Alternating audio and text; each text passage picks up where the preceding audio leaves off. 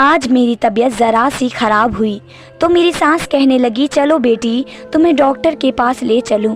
लगता है कि तुम्हें डॉक्टर के पास जाने की ज़रूरत है। सास के कहने पर मैं तैयार हुई। वह मुझे डॉक्टर के पास ले गई। उन्होंने मेरे टेस्ट किए, फिर बोली तुम्हारा अल्ट्रासाउंड करना पड़ेगा। बिना चेकअप के रिज़ल्ट देख मैं कुछ नहीं कह सकती। थोड़ी देर बाद एक लड़की आई, उसने मुझे लिटाकर मेरा अल्ट्रासाउंड किया और फिर मुझे वापस बाहर भेज दिया। जब तक मेरी सास डॉक्टर के पास बैठी रही। डॉक्टर तो बहुत खुश लग रही थी, मगर उन्होंने मुझे बाहर जाने को कह दिया। कहने लगी तुम्हारी पर्ची बना रही हूँ, बाहर जाकर बैठो। सास मेरी अंदर ही रह गई। शायद वे बुजुर्ग औरत थी, इसलिए उन्हें बाहर ना भेजा। काफ़ी देर इंतज़ार करती रही, फिर सास ने मुझे अंदर बुलाया। मैं गई तो डॉक्टर का चेहरा उतरा हुआ था। मिस आहना, क्या आपको बचपन में चोट वगैरह लगी थी? नहीं डॉक्टर साहब, ऐसा क्यों कह रही हैं आप? क्योंकि आपके लिए बुरी खबर है। वह क्या? मैंने परेशान होकर पूछा। कि आप कभी मां नहीं बन सकती। आपने बच्चा पैदा करने की सलाह मौजूद नहीं है। आपको मैं ऐसे नहीं समझा सकती, बस ये कहूँगी कि आप कभी मां नहीं बन सकती। मेरे तो दिल में जैसे कुछ टूट सा गया। मैंने सोचा नहीं था कि ज़िंदगी इतनी बड़ी परेशानी लिए मेरे सामने खड़ी होगी। मैं वहीं पर बैठकर रोने लगी। आंखों से टप टप आंसू बहने लगे। मैंने अमन से मोहब्बत में शादी की थी। अब वह अपनी माँ की सुनते थे। वह कहते थे कि मेरी माँ जो कहे उनकी बात टालना नहीं। अब मुझे लग रहा था कि अब इस घर में मेरी जगह नहीं बची। जब औलाद ही पैदा नहीं कर सकती तो फिर मुझ जैसी औरत का अमन की ज़िंदगी में क्या काम। उनकी माँ को तो बच्चों से बहुत मोहब्बत थी। मैं वहीं बैठकर रोने लगी। दिल चाह रहा था कि ज़मीन फट जाए और मैं इसमें समा जाऊं, आँख हमेशा के लिए बंद हो जाए। रो रो कर मेरा बुरा हाल हो गया। सास ने तसल्ली दी, बेटी फिक्र क्यों करती हो, मैं तुम्हारे पति को कुछ नहीं बताऊंगी। सास के इस रवैये पर मैं हैरान रह गई। वैसे तो वह बहुत सख्त औरत थी, लेकिन आज उनका रवैया हमदर्दी वाला था।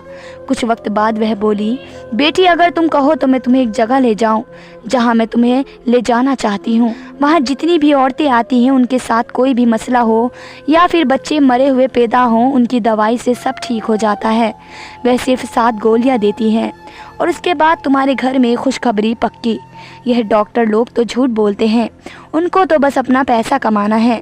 इस डॉक्टरनी का ख्याल होगा कि मैं तुम्हारा महंगा इलाज करवाऊं, तभी ऐसी बातें कर रही है। मगर तू फिक्र ना कर, मैं तुझे एक दाई के पास लेकर जाऊंगी। इसी की गोली खाकर तू एक नहीं बल्कि कई बच्चे पैदा करेगी। सास की बात सुनकर मैं खुशी से खिल उठी।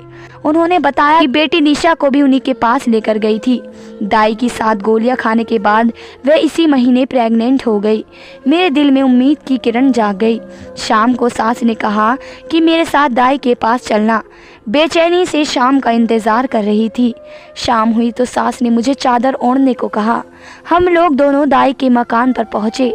दाई के पास वाकई कई औरतें बैठी थी। उन औरतों में से 45 के साथ मैंने बात की तो पता चला कि वह भी उस औरत की 7 गोलियों से ठीक हुई हैं और यह है कि उनके बच्चे भी पैदा हुए। यह सुनकर मेरी तो सारी फिक्रमंदी जाती रही कि अब इतनी औरतों का इलाज हो चुका है। मेरी तो शादी को भी 2 महीने ही हुए हैं।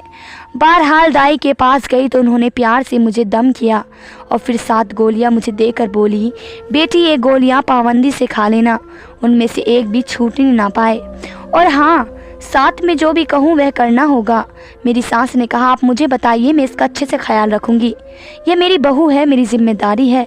यह सुनकर मुझे अपनी सास पर बड़ा प्यार आया कि किस कदर का ख्याल रखने वाली हैं। वरना औरतें अपने बेटों की दूसरी शादी करवाने पर तुली होती हैं, कभी किसी बहू के किसी नुक्स को बर्दाश्त नहीं करती। जबकि मेरी सास मुझे खुद डॉक्टर के पास लेकर आई। घर आकर मेरी सास ने मुझे एक पुड़िया पकड़वाई जिसमें सफ़ेद रंग की छोटी छोटी गोलियां थी और यह तादाद में 7 थी। कहने लगी, मैं रोज़ाना रात को तुम्हें दूध ला कर दूंगी, तुम दूध के साथ यह गोलियां खा लेना और खबरदार इसके बाद बिस्तर से मत उतरना, सीधा सो जाना। जानती हो ना, दवा के असर के लिए सोना ज़रूरी है। जी समझ गई, मैंने सर झुका लिया। मेरी सास कमरे से चली गई तो मैं बैठी सोचने लगी कि ऊपर वाले ने मुझे किस कदर मेहरबान औरत सास के रूप में दी है, जो बिल्कुल माँ जैसी है।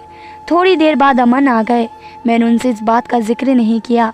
वह भी कुछ ना बोले, जैसे उन्हें मेरी किसी बात से कोई फ़र्क पड़ता हो।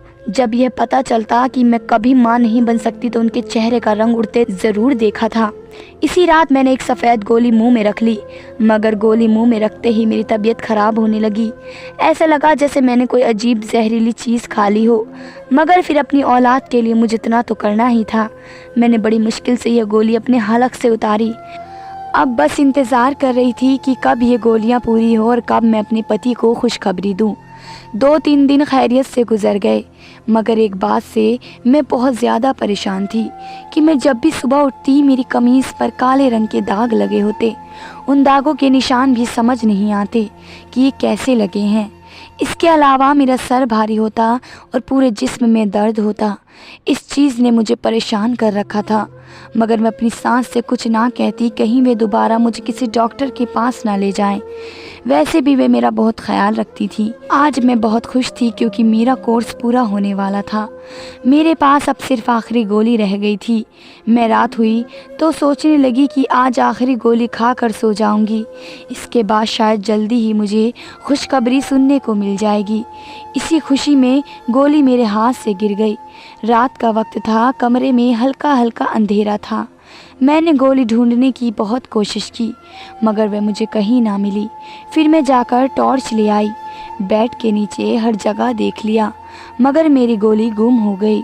मुझे बड़ा अफसोस हुआ और ख़ुद को सोचने लगी कि आज तो आखिरी दिन था, सारा कोर्स ही ख़राब हो जाएगा। काश मैं गोली खा लेती तो मेरे साथ ये मसला न होता। अब न जाने बाकी 6 गोलियों का असर भी मुझ पर होगा या नहीं। फिर सोचने लगी कि दाई कौन सी दूर है, अभी वक्त ज़्यादा नहीं गुजरा। सुबह सवेरे के वक्त में अंधेरे में ही उनके घर चली जाऊंगी। गांव के लोग तो सुबह सवेरे उठ जाते हैं, सुबह सवेरे ही उनसे गोली ले लूँगी तो बाकियों का असर जाएगा नहीं। यही सोचकर मैंने सोने की कोशिश करने लगी कि सुबह जल्दी उठूँगी तो दाई के पास जल्दी पहुँच पाऊँगी, मगर उसकी नौबत नहीं आई। मुझे लेटे हुए 10 मिनट ही गुजरे कि मेरी सांस कमरे में दाखिल हुई। मैं भी सोने की एक्टिंग करने लगी, कहीं ये ना समझे कि मैंने गोली नहीं खाई, क्योंकि गोलियों के असर में अक्सर मुझे नींद आ जाती। मैं सोच रही थी कि 1-2 बार मुझे देखने के बाद सांस कमरे से चली जाएगी, मगर ऐसा नहीं हुआ। वह कमरे में रुकी रही। मैं आंखें खोल कर देख भी नहीं सकती थी कि वे क्यों रुकी हैं। थोड़ी देर गुजरी थी कि एक जानी पहचानी खुशबू मेरी नाक से टकराई। ये जो खुशबू अगरबत्ती की थी, जो शायद मेरी सांस ने अपने हाथ में ले रखी थी। मैं अभी सोती रही, कहीं उन्हें शक ना हो जाए कि मैंने गोली नहीं खाई। लेकिन जब उन्होंने अगरबत्ती की राख मेरे सर पर और पेट पर गिराई तो मुझसे रहा नहीं गया। गरम गरम राख जब मेरे कपड़ों पर पड़ी तो मुझे खौफ सा महसूस हुआ। मैं एक ज़ोरदार चीख मार कर उठ बैठी। मुझे लग रहा था जैसे मैं कोई डरावना ख्वाब देख रही हूँ। अपने सामने अपनी सांस को देखकर तो मेरे जैसे दिल ही उछलकर हलक में आ गया। उन्होंने काले रंग का लिबास पहना हुआ था और माथे पर लाल रंग का टीका था, जिसे देखते ही मेरी रूह फना हो गई। लगता था कि वे कोई जादूगरनी है जो अपने जादू में मसरूफ़ है। मुझे उठकर चिल्लाता देखकर घबरा गई और बोली, खामोश होकर लेट जाओ, अभी मुझसे सवाल जवाब मत करना। उन्होंने मुझे सख्ती से हुक्म दिया कि मैं लेट जाऊं, मगर मैं यूं नहीं कैसे लेट जाती। मुझे अजीब सा महसूस हो रहा था। उनके इस जादू से मुझे उलझन हो रही थी। कमरे में फैली बदबू से मेरा दम घुट रहा था। इससे पहले कि मैं चीखती चिल्लाती, मेरी सास ने मेरे मुंह पर हाथ रखा और मुझे घसीटती हुई पीछे वाले कमरे में ले गए। ये कमरा घर की बाईं तरफ बना हुआ था। उस कमरे में कोई आता जाता नहीं था। बहुत ही ज़्यादा अंधेरा कमरा था, जिसे देखकर मैं वैसे भी डर जाती थी। उन्होंने मुझे यहाँ बंद कर दिया। मेरे मुंह में कपड़ा ठूस कर बाहर से ताला लगा कर चली गई। ये देखकर मेरे पैरों तले ज़मीन निकल गई और मेरा बुरा हाल हो गया। मेरी आंखों से आंसू बहने लगे। सोचने लगी मुझे यहाँ क्यों बंद कर दिया। रोती चीखती चिल्लाती रही, मगर किसी ने मेरी आवाज़ न सुनी। मैं तो जानती थी कि यहाँ मेरी आवाज़ सुनने वाला कोई नहीं, क्योंकि ये कमरा घर के पिछली तरफ था। मैं अपने पति अमन को कोसने लगी, जिसने मेरा ख्याल नहीं किया, मुझे यूँ अकेला छोड़ दिया। पूछने तक नहीं आया कि मैं उसका इंतज़ार दिन भर करती रही, मगर उसने मुझे पलट कर नहीं देखा। लग रहा था जैसे इस जादू में वह भी अपनी माँ के साथ शामिल हो और इसी मेरी कोई परवाह नहीं। इसी इंतज़ार में थी कि तकरीबन शाम के 4 बजे अमन ने अपनी शक्ल दिखाई। कहने लगा, तुम यहाँ पर हो मैं जानता हूँ, मगर तुम्हें सब्र से काम लेना होगा। इसके पीछे छिपी सच्चाई तुम नहीं समझ सकती। मैं अमन को देखते ही फूट पड़ी। यह कौन सी सच्चाई है? तुम पागल तो नहीं हो? तुम्हारी माँ ने अजीबोगरीब जादू करने के बाद मुझे यहाँ बंद कर दिया, जबकि तुम जानते हो मैं तुम्हारे बच्चे की माँ बनने वाली हूँ। मैं जानता हूँ, तुम्हारी रिपोर्ट देख चुका हूँ। तुम्हारी माँ बनने का इसी दिन पता चल गया था जब तुम डॉक्टर के पास गई थी। अच्छा वाकई? तो फिर तुमने मुझे बताया क्यों नहीं? तुम्हारी माँ ने मुझसे यह बात क्यों छुपाई और मुझे बांझपन की गोलियां क्यों दी? बताता हूँ, सब बताता हूँ। अमन ने हाथ के इशारे से मुझे बैठने को कहा। मजबूरन मैं बैठ गई। इसके सिवा और कोई चारा नहीं था कि मैं उनकी बात सुन लूं, मगर मेरे दिल पर डर सवार था। मैं उनके पांव पड़ गई। ऊपर वाले के लिए अमन, मुझे यहाँ से निकालो। इसके बाद जो तुम कहोगे, जो तुम्हारी मर्जी कर लेना। यहाँ मेरा दम घुट रहा है। घबराओ नहीं, मैं तुम्हारे साथ हूँ। अमन ने मुझे तसल्ली दी। अमन ने कहा, मेरी माँ को तुम जानती हो कितनी कड़क औरत है।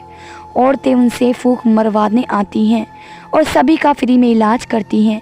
शायद तुम इस बात को नहीं जानती, क्योंकि माँ ने आजकल यह काम जारी कर दिया है, मगर मैं माँ को अच्छी तरह जानता हूँ। वे लोगों की मदद करती हैं, खासकर बांझ औरतों की।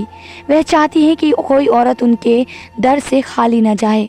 जैसे दाई है माँ, वैसे ही बनना चाहती हैं, और इसके लिए उनको एक जादू करने की ज़रूरत है। उन्होंने जब मेरी शादी तुमसे करवाई तो मुझसे वादा लिया था कि मैं अपनी मर्ज़ी से शादी तो कर रहा हूँ, मगर शादी के बाद उन्हें तुम पर इस जादू की इजाज़त दूँ। बस इसी वजह से मैं उनसे बात नहीं कर सकता, क्योंकि उन्होंने मेरी बात मानी थी। तुम्हें मुझसे शादी करवा कर मेरी दिली तमन्ना पूरी की, मगर अब मुझे भी तो उनकी माननी है। अगर वह ये जादू कर रही हैं तो उन्हें करने दो। इससे शायद तुम्हारे बच्चों को भी कोई नुकसान ना पहुँचे, मगर मैं जानता हूँ कि माँ की नीयत बुरी नहीं है। वे बाकी औरतों की मदद करना चाहती हैं। मैं अपने पति की ये राम कहानी सुनकर चिल्ला उठी। तुम पागल तो नहीं हो? अमन, मर्द बनो। तुम्हारी अकल को क्या हो गया है? तुम्हारी माँ सरस्वती जाहिल है। उनको यह तक नहीं पता कि एक औरत के साथ झूठ बोलकर उन्होंने कितना बड़ा गुनाह किया है। अरे वे क्या लोगों की मदद करेंगी?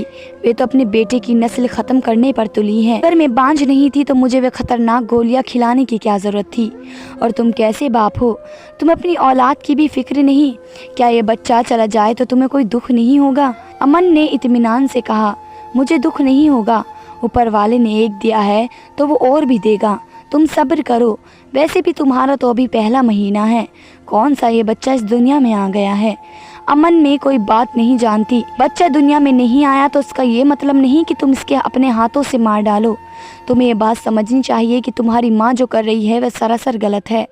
मैं अपने बच्चों को किसी को हाथ भी नहीं लगाने दूंगी। तुमने जो करना है कर लो। तुम्हारी माँ के हाथों कुर्बानी का बकरा नहीं बनूंगी। मैंने उससे कहा। अमन ने मुझे वहीं बंद किया और वह भी चला गया। बेवफा की इस हरकत पर मैं तो हैरान रह गई। सोचा नहीं था कि वह इस कदर पत्थर दिल हो जाएगा। 3 घंटे बाद वह दोबारा आया। फिर मुझे वही बात समझाने लगा। बोला, माँ को जादू करने दो, सब लोगों की भलाई के लिए कर रही हैं। इसके बाद तुम जो चाहो करो, वह मैं तुम्हारी हर बात मानूंगा, लेकिन मुझे माँ के सामने शर्मिंदा मत करो। अमन ने मेरे सामने हाथ जोड़ दिए। मगर औलाद की मोहब्बत औरतों के लिए सबसे बढ़कर होती है। नहीं अमन, तुम जो मर्जी कहो, मैं औलाद का गला नहीं घोट सकती। अपनी माँ से कह दो कि जब तक मैं ज़िंदा हूँ उन्हें ये जादू नहीं करने दूंगी। मैं गुस्से में दहाड़े अमन पत्थर बना मुझे देखने लगा, जैसे उसे यकीन ना आ रहा हो कि मैं अपनी औलाद से कितनी मोहब्बत करती हूँ। वह उसी वक्त कमरे से उठा और बाहर चला गया। मुझे सांस के चीखने की आवाज़ें आईं। फिर वह भागा हुआ मेरे कमरे की तरफ आया। जाओ, निकल जाओ घर से। जितनी दूर जा सकती हो चली जाओ, वरना माँ तुम्हारी जान ले लेंगी। फिर अमन ने मुझे अपने एक दोस्त के घर का पता दिया और मुझे रोड तक छोड़ने भी आया। बोला, कुछ दिन यहाँ रहो, मैं खुद तुम्हें यहाँ से लेने आऊँगा।